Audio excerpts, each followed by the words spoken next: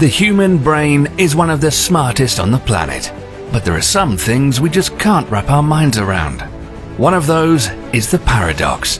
We've evolved to think of reality in a specific way, but there are paradoxes out there that suggest reality doesn't work the way we think it does.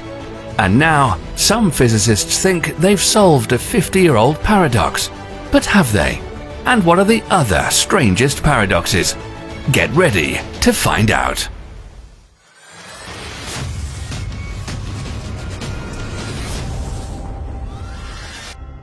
A lot of you are probably familiar with the Fermi paradox.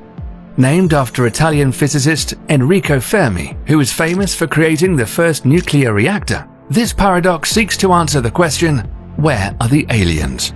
Given that our star and Earth are part of a fairly young planetary system compared to the rest of the universe, and that it's possible for a civilization to achieve interstellar travel during this time, it seems we should have been visited by some form of extraterrestrial intelligence by now. Now, some say it's not a real paradox, because we can only guess that there is intelligent life out there. But the Drake equation is used in this so-called paradox to estimate the number of possible civilizations in our galaxy. The Drake equation uses 7 variables to estimate the number of detectable civilizations in the Milky Way. This gave us an idea that there could be millions of Earth-like worlds with civilizations out there. But this was back in 1961, and no one knew of any worlds orbiting stars other than our own. It was only recently that we got a good idea. In 2020, astronomers using data from the Kepler Space Telescope found there are more than 300 million worlds with similar conditions to Earth scattered throughout the Milky Way. The analysis concluded that roughly half of the galaxy's sun-like stars host rocky planets in habitable zones where liquid water could be on the surface. In fact, planets are extremely common and outnumber all the stars in our galaxy. And very soon, the James Webb Space Telescope will be headed into space to look for new potentially habitable worlds. We'll have a new video on that soon, so make sure to stay tuned here. Now that we know how many worlds there are and how many possibilities that there could be advanced civilizations, the question remains, why is the universe silent? Maybe we're about to find out soon as technology advances, or perhaps we've already been visited by some faraway civilization and just don't know it yet. There have been many unexplained UFO sightings recently, and some believe extraterrestrials are already here. Solid proof of that would put an end to this paradox. The bootstrap paradox is a paradox of time travel that questions how something that's taken from the future and placed in the past could ever come into existence in the first place. It's a common theme used by writers inspiring plotlines in many science fiction films, such as the Bill and Ted movies, Terminator, and Doctor Who. So let's look at one of the examples of this paradox. Imagine that you're a time traveler, but before you go on an excellent adventure, you go into a bookstore and buy a copy of Hamlet, written by Shakespeare. You then travel back in time to London during the Elizabethan era and give the book to Shakespeare. William S. then copies the book and claims it as his own work. Centuries go by, and during this time, Hamlet is printed and reproduced countless times until a copy of it ends up in the same bookstore that you bought it from. The question then becomes, who wrote Hamlet? This is another famous paradox, which involves you going back in time to take out your grandfather. By that we mean erasing his existence. Now, we know everyone here loves their grandparents, but this is only an example. Once again, you're a time traveler, and you pop back in time to do the deed and erase your grandfather's existence. You then return to present time. But the thing is, with your grandfather gone, your father wasn't born, and you now realize you never even existed. Everything about you has now been erased, including all your family, friends, all your possessions, and your history. So you wouldn't have been born in the first place, so it would be impossible to do this. Now, some scientists believe that if this were to happen, you would have now created alternate timeline or even entered a parallel universe.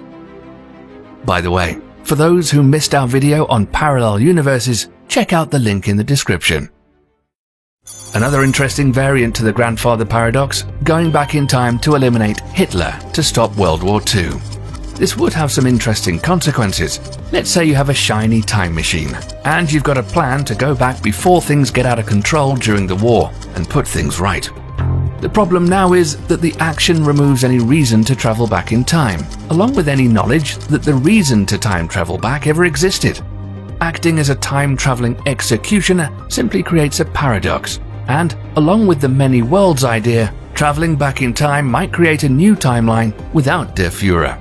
But the old timeline would also still exist. You might even create a new timeline that's even worse.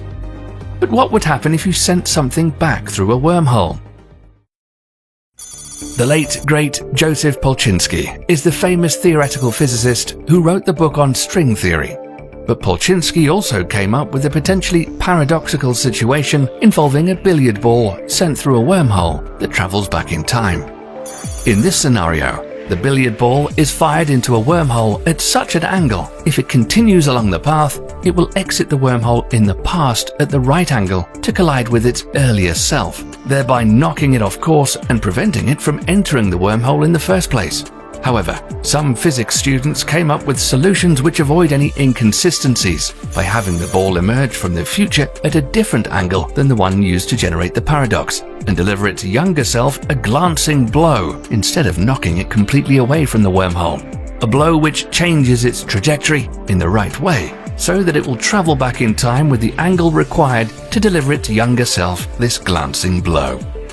Now here's something that will make you think about reality differently. The observer's paradox is something very strange indeed. And of all the bizarre facts of quantum theory, there are fewer stranger than Schrödinger's famous fable about a cat that's neither alive nor deceased. For the record, this is a thought experiment only, and no animals have ever been harmed. The paradox describes a cat that's locked inside of a windowless box, along with some radioactive material, a Geiger counter, a hammer, and a container of deadly poison. The radioactive material has a 50% chance to decay. If the Geiger counter records an emitted radioactive particle, it then triggers a hammer that smashes a vial of poison that will be fatal to the cat. However, you would not know if the cat was alive or deceased until you opened the box. And so until the box was opened, the cat would be both alive and deceased at the same time. How is this possible, you ask? This is because simply looking at matter actually changes the outcome of what happens to it.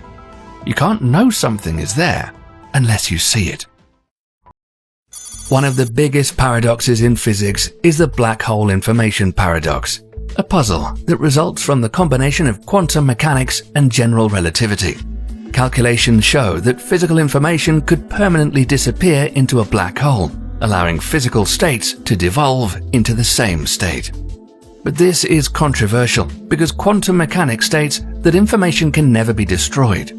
Let's say you burned two different letters written on paper.